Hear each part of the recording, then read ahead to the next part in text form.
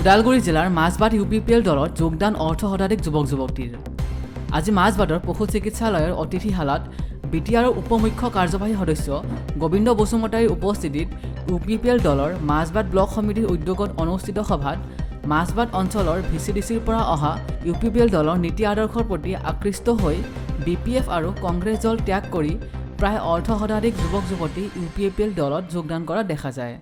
News desk premier news. আমি আজি UPPL হিচাপে খুব আনন্দিত বিশেষকৈ আমাৰ ৫-৬খন অঞ্চলত পাৰ্টি ষ্ট্ৰেংথ যিমানখিনি হ'ব লাগে এতিয়ালৈকে হ'ব পৰা নাছিল। আমাৰ বিশেষকৈ আদিবাসী সমাজৰ পৰা কৰ্মী এনে সাধাৰণ কৰ্মী যথেষ্ট আছে, কিন্তু নেতৃত্ব দিব পৰা কৰ্মী যথেষ্ট কম আছিল। আৰু সেইকাৰণে আমি বিচাৰি আছিলোঁ যাতে আমাৰ দলটো আৰু শক্তিশালী কৰিব পাৰে তেনেকুৱা কৰ্মী যাতে আমাৰ পাৰ্টিলৈ আহে। আজি কিন্তু বিভিন্ন বাগানৰ পৰা মাজবাট বাগান, লামাবাৰী বাগান, বাইপুখুৰী বাগান এই কেইখন বাগানৰ পৰা যথেষ্ট সংখ্যক 20জন লোক আজি পাৰ্টিত যোগদান কৰিছে। আৰু 20জন এনে সাধাৰণ কৰ্মী হিচাপে নহয়, তেওঁলোক বিভিন্ন ৰাজনীতিক দলতো আৰু কিছুমানে হয়তো বিভিন্ন দল সংগঠনত সক্ৰিয়ভাৱে কাম কৰা এজন ব্যক্তি, অভিজ্ঞ ব্যক্তি আছিল। আৰু সেইকাৰণে তেওঁলোক আজি UPPLত যোগদান কৰিছে নিজৰ দল সংগঠন ত্যাগ কৰি।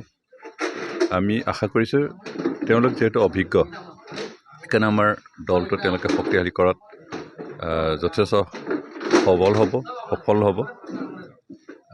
আমাৰ যি নীতি আৰু আদৰ্শ বিশেষকৈ UPPLৰ আৰু সেই নীতি আদৰ্শৰ প্ৰতি তেওঁলোক আকৃষ্ট হৈছে, ভাল পাইছে।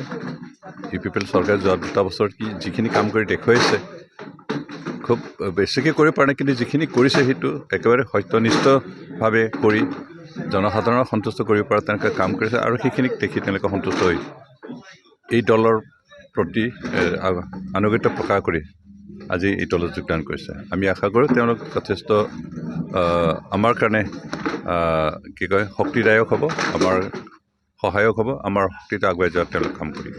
আগন্তুক লোকসভা নিৰ্বাচনৰ বিষয়ে BTRৰ যিটো আমাৰ ৰাজনৈতিক দল UPPL কি ভূমিকা গ্ৰহণ কৰিব?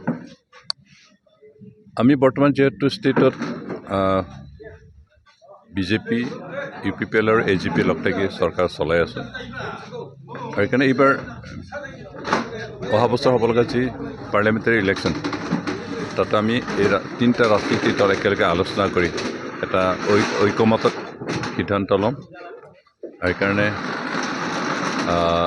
কোনটো সমষ্টিত কাৰ কেণ্ডিডেট হয় সেইটো এতিয়ালৈকে ফাইনেল হোৱা নাই, কিন্তু আলোচনাৰ জৰিয়তে আমি ফাইনেল কৰিম।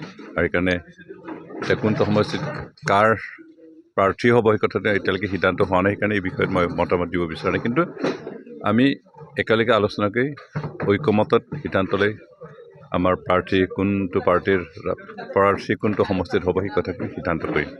কিন্তু প্ৰাৰ্থী যাৰে নহওক, যোন ৰাজনৈতিক দলৰে নহওক, আমি একেলগে কাম কৰিম।